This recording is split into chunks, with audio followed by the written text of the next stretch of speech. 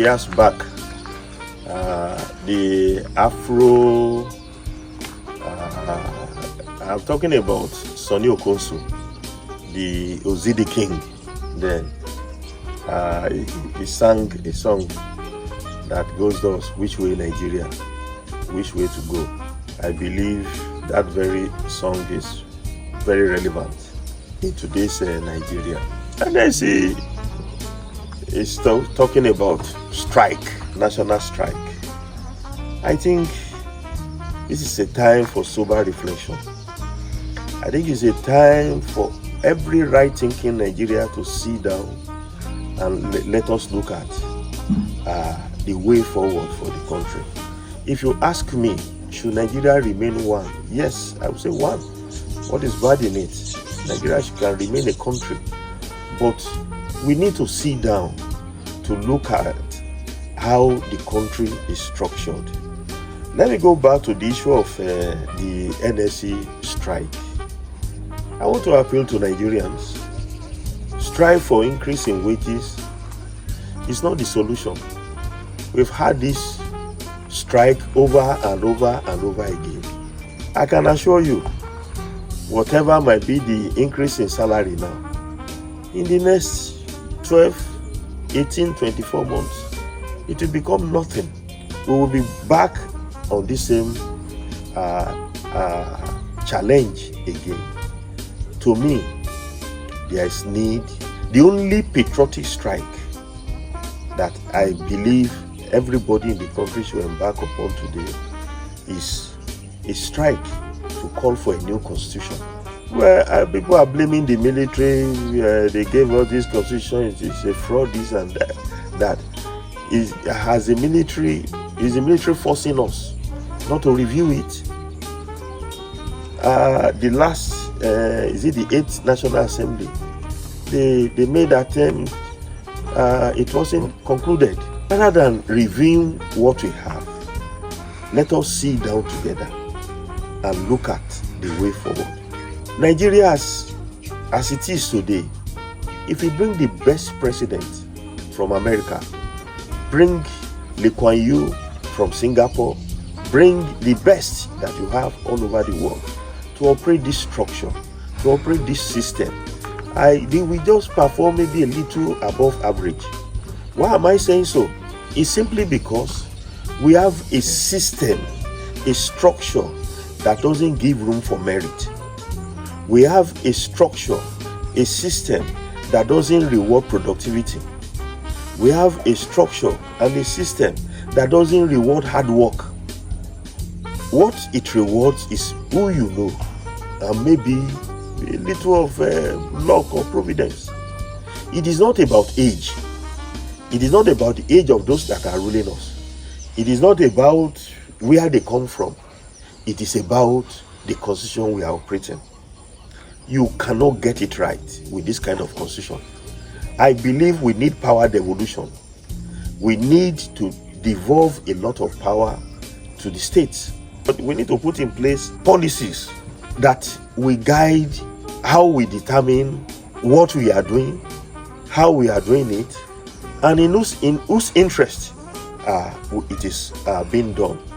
People talk about age. I remember we only have short memories in this country. Maybe we should bring in the young ones. The young one can do this, the young one can do that. When Babangida banned the old breeds, I remember what Chibola Ige said. He said, I hope the new breed will not become new greed. What is the average age of most of the leading lights in the political terrain today? You look at it, when they came into political office, they were in their 30s, early 40s. I don't want to mention names. Majority of them were in their early 30s. And Bola Ige did warn them that the new breed will become new greed. And I think event has proved him right. Let us look at the constitution. We have a lot of things in the exclusive list or whatever it's called. This one you have to get permission from the federal government. I want to use Ondo State Deep Sea Port as a case study. The then governor of Ondo State did everything within 2 years to make the seaport a reality. But he needed approval from the federal government before we can move forward. And that approval did not come until about 4 years after. That is 4 years of unemployment. That is 4 years of unproductivity. That is 4 years of stagnation. That is 4 years of economic setback. So, boss, why should it be? And in most cases today, you see, from my little experience in government, you see a lot of people, there is meeting in federal ministry so and so, you will leave your state to go and represent your state. You will go a day before the meeting. After the meeting, you cannot come back that same day. You will stay for the third day.